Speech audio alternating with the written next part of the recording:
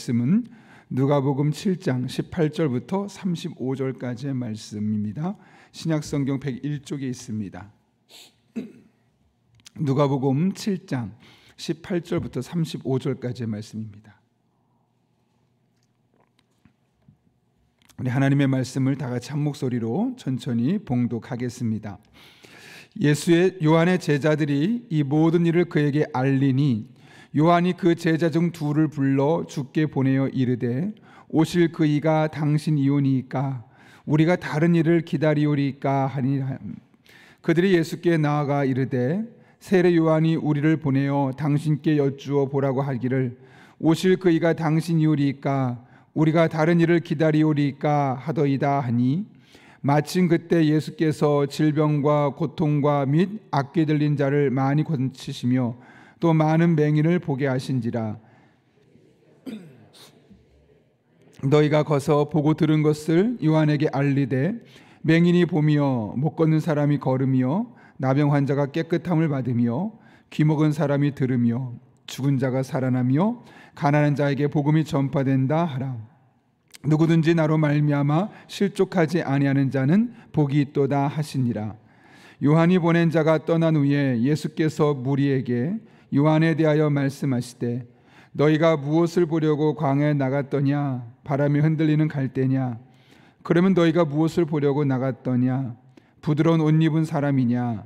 보라, 화려한 옷을 입고 사치하게 지내는 자는 왕궁에 있느니라. 그러면 너희가 무엇을 보려고 나갔더냐? 선지자냐? 옳다. 내가 너희에게 이르노니 선지자보다도 훌륭한 자니라. 기록된 바 보라, 내가 내 사자를 네 앞에 보내느니 그가 네 앞에서 내 길을 준비하리라 한 것이 이 사람에 대한 말씀이라. 내가 너에게 말하노니 여자가 낳은 자 중에 요한보다 큰 자가 없도다. 그러나 하나님의 나라에서는 극히 작은 자라도 그보다 크니라 하시니 모든 백성과 세리들은 이미 요한의 세례를 받은지라. 이 말씀을 듣고 하나님을 의롭다 하되 바리새인과 율법 교사들은 그의 세례를 받지 아니하므로 그들 자신을 위한 하나님의 뜻을 저버리니라. 또 이르시되 이 세대 사람을 무엇으로 비유할까? 무엇이 같은가? 비유하건대 아이들이 장태에 앉아 서로 불러 이르되 우리가 너희를 향하여 피리를 불어도 너희가 춤추지 않고 우리가 곡하여도 너희가 울지 아니하였다 함과 같도다.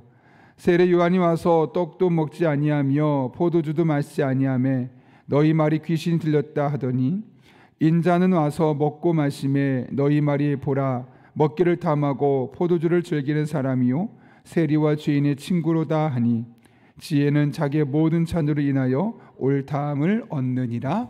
아멘. 여러분, 운전하는 사람 중에 사고율이 높은 사람이 초보일까요? 어느 정도 숙련된 사람일까요? 놀랍게도 의외로 숙련된 사람들입니다. 초보일 때는 앞만 바라봅니다. 다른 곳에 시선 두지 않고 다른 사람의 이야기에 귀를 기울이지 않고 오로지 핸들만 잡고 자기가 가야 될 곳만 정확하게 바라보고 가죠. 근데 조금 경력이 되고 숙련되기 시작하면 다른 데 쳐다보고 다른 생각하고 원래 봐야 될 앞을 보기보단 잠깐 주변을 둘러보죠. 그러면서 결국 사고를 당하는 겁니다. 사고를 당하지 않으려면 앞을 바라보고 운전에 집중해야 하는 것이죠. 우리 신앙도 마찬가지입니다. 우리가 살면서 처음에는 하나님밖에 없습니다. 하나님의 은혜입니다 하면서 늘 하나님만 바라보고 하나님 안에서 해석하려고 하는데 조금 신앙에 대해서 익숙해지고 숙련되기 시작하면 하나님만 보는 것이 아니라 하나님도 보게 됩니다. 하나님을 보지만 중간중간 다른 사람의 이야기도 참고하고 또 그것이 옳은 것처럼 생각하기도 하고 그러면서 어려운 일이 생기게 되는 것이죠. 근데 하나님께만 집중하면 사실 우리는 큰 문제가 없습니다. 설사 어려운 문제가 생겨도 그 하나님으로 말미암아 다시 일어설 수 있는 기회가 주어지기 때문에 그렇죠. 그런데 하나님에게서 눈을 떼고 다른 곳을 바라보는 순간 우리는 예상하지 못했던 인생사고, 교통사고는 아니지만 인생사고를 당합니다. 그러므로 우리의 할 일은 신앙의 초보가 되었든 10년이 되었든 20년이 되었든 상관없이 끊임없이 하나님을 바라보고 그분을 의지하는 삶을 살아야 하는 것이죠. 오늘 본문의 말씀을 보게 되면 요한은 복음을 전하다가 감옥에 투옥되었음을 볼 수 있습니다. 오늘 본문에 나오진 않지만 동일한 본문이 기록된 마태복음 12장을 보게 되면 옥에서라는 말을 시작합니다. 그렇게 감옥에 갇힌 요한에게 제자들이 드나들며 예수님에 대한 소문을 전하기 시작했죠. 그러자 요한이 제자들 중에 2명을 부릅니다. 그리고 그들에게 한 가지 미션을 주죠.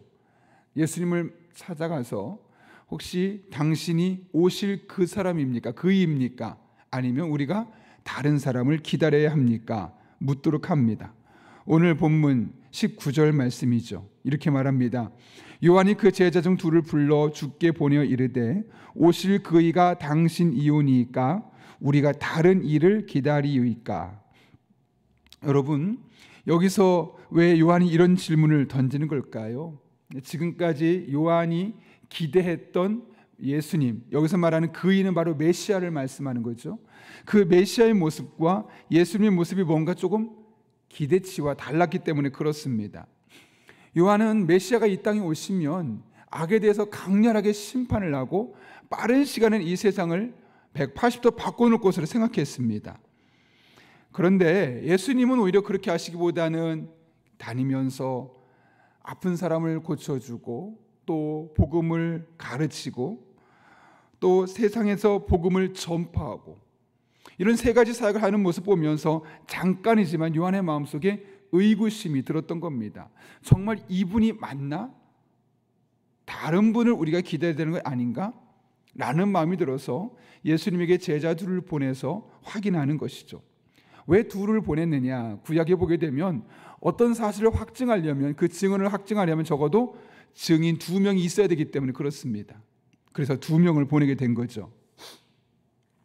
그렇게 예수님께 대해서 잠깐이지만 요한이 의구심을 가졌던 겁니다. 왜요?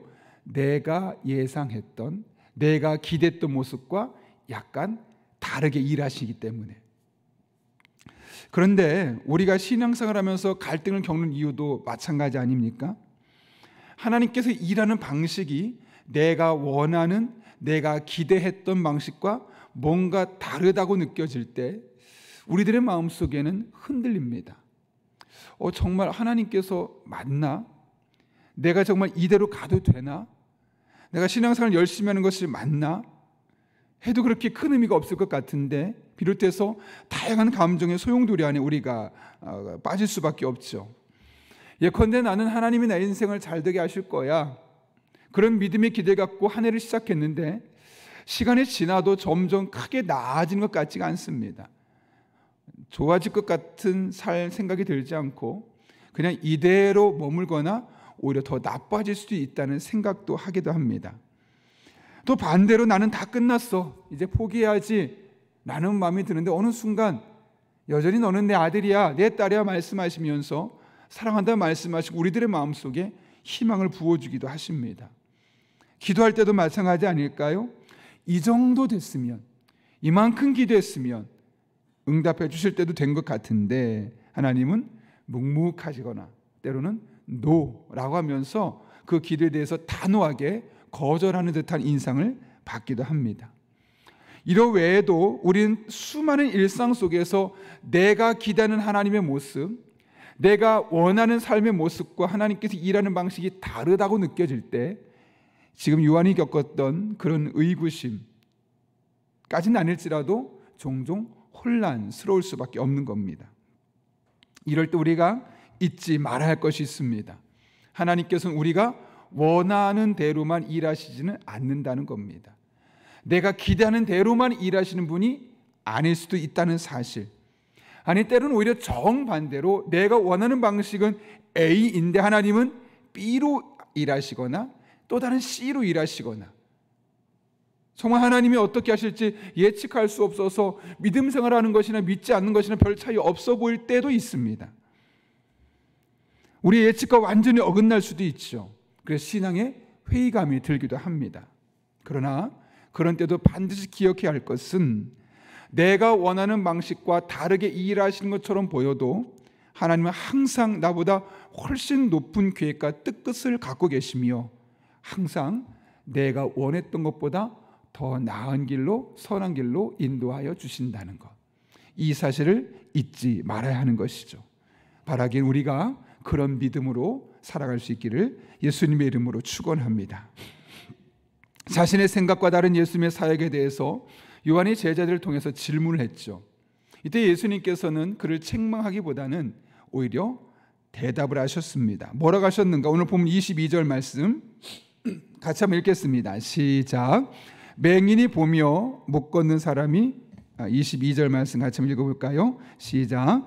예수께서 대답하여 이르시되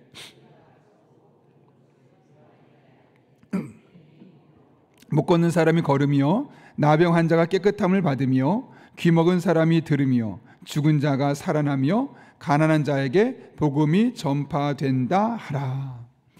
여러분, 이 말씀 22절 말씀 보면 어디선가 좀 들어본 말씀 아닐까요? 물론 여기서 우리가 본 말씀이긴 하지만 그 이전에 이런 비슷한 이야기가 구약 성경 어디에 기록되어 있지 않았습니까? 바로 이사야 말씀입니다.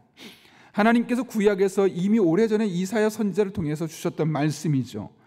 예를 들어서 이사야 35장 5절과 6절을 보면 이렇게 기록하고 있습니다.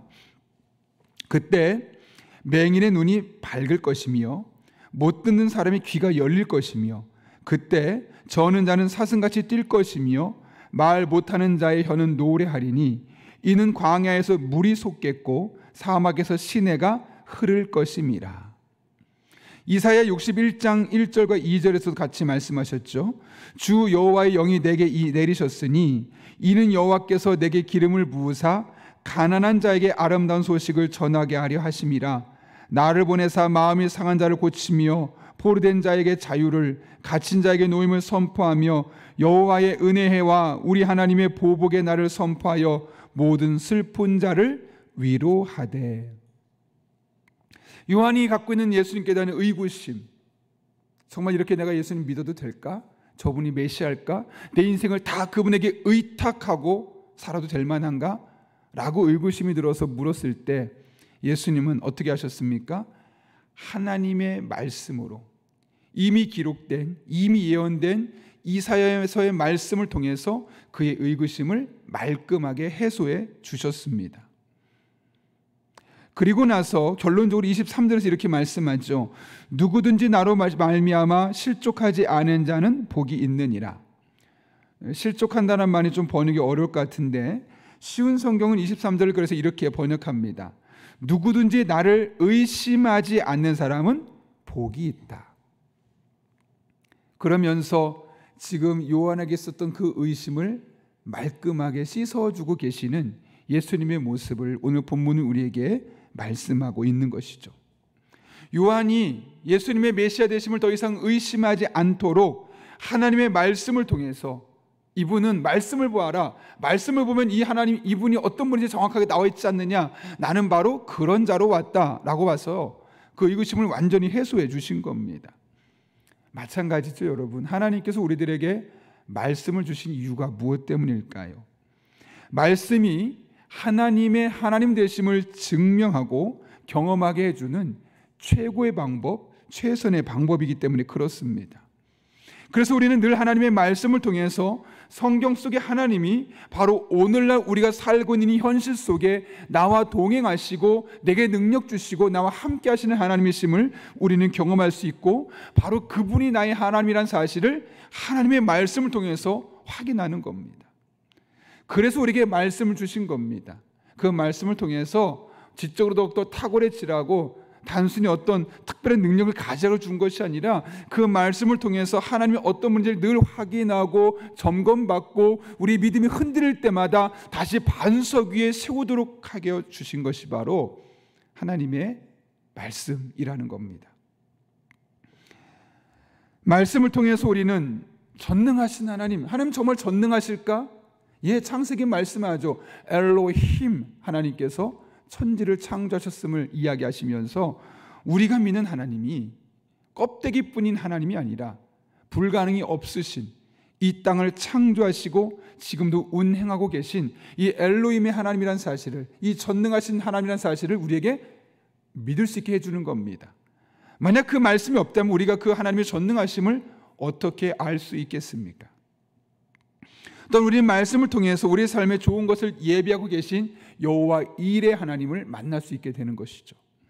말씀을 통해 우리를 치료하시는 여호와 라파, 그 라파의 하나님을 우리가 만날 수 있고, 말씀을 통해 우리를 죽을 때까지 인도하시는 목자 되시는 여호와 로이, 이 하나님을 우리는 경험할 수 있게 되는 것이며, 말씀을 통해 우리들의 삶에 승리를 주시는 여호와 니시 하나님을 우리는 만날 수 있습니다. 또한 말씀을 통해 우리는 전쟁을 주관하시는 여호와 사바오트, 샤바오트 하나님을 또 경험할 수 있는 것이죠. 이 외에도 우리들의 삶의 다양한 부분으로 말씀하시고 지금도 여전히 동행하신 하나님, 우리가 확인할 수 있는 방법은 다른 데 있지 않습니다.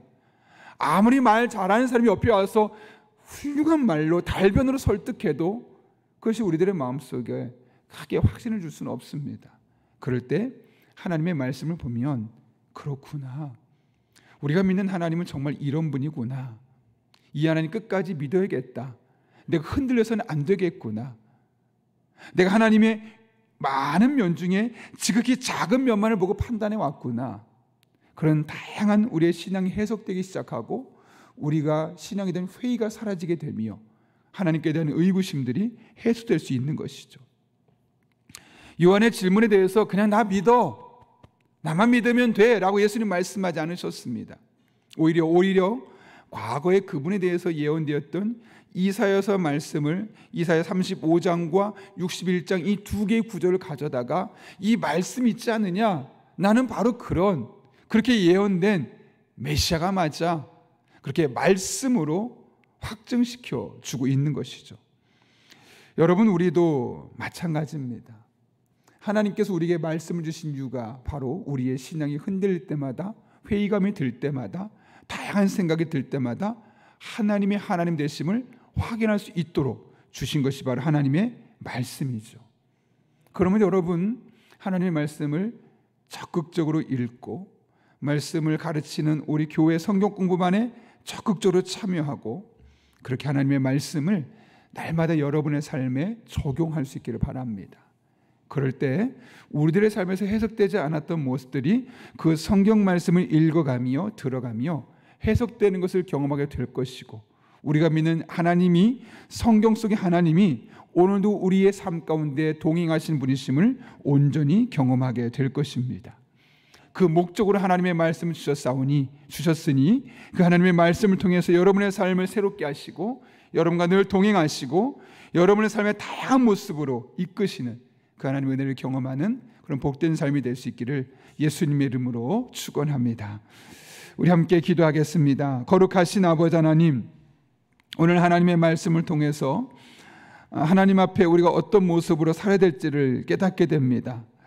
우리가 보기에 하나님이 일하시는 방식이 내가 생각했던 방식과 너무나 달라서 의구심이 들 때가 있습니다. 그럴 때 우리는 하나님의 말씀을 통해서 하나님께서 어떤 분이신지를 다시 확인할 수 있게 도와주시고, 그렇게 확인하는 과정을 통해서 흔들렸던 믿음이 반석 위에 세워지게 도와주시고, 그 믿음을 통하여, 말씀을 통해 생겨진 그 믿음을 통하여 하나님의 다양한 모습, 성경 속의 하나님이 오늘도 우리의 삶에 경험될 수 있도록 은혜 베풀어 주옵소서. 예수님의 이름으로 기도합나이다. 아멘. 이 시간 주님께서 가르쳐준 기도 함께 하시겠습니다. 하늘에 계신 우리 아버지, 아버지의 이름을 거룩하게 하시며 아버지의 나라가 오게 하시며 아버지의 뜻이 하늘에서와 같이 땅에서도 이루어지게 하소서. 오늘 우리에게 일용할 양식을 주시고 우리가 우리에게 잘못한 사람을 용서해 준 것 같이 빠지지 않게 하시고 악에서 구하소서. 나라와 권능과 영광이 영원히 아버지의 것입니다. 아멘. 이 시간 기도하실 때 말씀 붙들고 기도합니다. 하나님께서 내가 원하는 방식과 다르기를 날지라도 하나님의 말씀으로 점검하고 확인해서 그런 과정을 통해 우리 믿음이 더욱더 단단해지게 도와주시고, 성경 속에 기록된 하나님을 우리들의 삶을 통해서 다양하게 날마다 경험하게 해달라고 기도합니다. 오늘도 성령으로 충만하게 하셔서 마땅히 기도할 바를 알게 하시고 이를 통해 모든 것을 합력해 선을 이루시는 하나님을 경험하게 하옵소서. 우리 다음 세대를 위해 기도합니다. 하나님이 인격적으로 만나게 하시고 다니엘처럼 뜻을 정하여 자신을 더럽히지 않고 거룩한 습관으로 시대를 이끌어갈 하나님의 사람들 되게 하여 주옵소서. 이 땅의 청년들이 세상 흐름이 아닌 진리를 따르고 야망이 아닌 하나님이 주시는 건강한 비전을 품고 전진하게 하여 주옵소서. 타지에서 유학하며 군생활하며 직장으로 떨어져 있는 자녀들 함께 주시고 있는 자리에서도 하나님을 의지하며 영육간에 강건케 하여 주옵소서. 오늘 목요 중보기도회 모임이 있습니다. 그 안에서 함께 기도할 때 응답하신 하나님을 우리 교회 공동체를 통해서 경험할 수 있게 달라고, 또 여러분이 가전 기도 제목과 우리가 기도에 필요한 분들을 위해서 하나님의 은혜를 간구하며 함께 기도하겠습니다. 거룩하신 아버지 하나님, 하나님을 바라보며 하나님을 찬양하며 하나님을 의지하며 이 새벽에 기도할 수 있게 하시는 은혜 감사합니다. 하나님의 약속의 말씀을 우리가 오늘도 온전히 경험할 수 있기를 원합니다. 살아계신 하나님 아버지, 우리들의 삶에 다양한 어려움들이 있고 무엇보다 나의 삶에 일하신 하나님이 내 생각과 다르게 일하심으로 말미암아 이해되지 않을 때도 적지 않게 있었음을 고백합니다. 하나님, 그럴 때마다 오늘 말씀을 기억합니다.